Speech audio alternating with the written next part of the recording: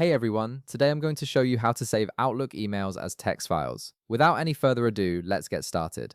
First, open your Microsoft Outlook app and log into your account. Once you're logged in, your inbox will load with all your emails and folders. Now, to save an Outlook email as a text file, navigate to your inbox pane on the left side of the screen where all your emails and email folders are displayed. From here, you'll need to locate the specific email message you want to save as a text file. Once you've found it, double-click on the email to open it in a separate window. This opens the full email view and gives you access to additional options for handling the message. With your email now open, direct your attention to the top part of your screen where all the tools and menus are located. You'll see several tabs available, and you want to click on the File tab. This will open the File menu, which contains various options for managing your email. From this menu, look for and click on Save As. This option allows you to save the current email to your computer in different formats. Once you click Save As, a File Explorer window will appear on your screen. This window prompts you to select a directory or folder on your computer where you want to save the email. Take a moment to navigate through your folders and choose the location that works best for you, whether that's your Documents folder, desktop, or a custom folder you've created for organizing emails. Now, before you click the Save button, there's one crucial step you need to complete.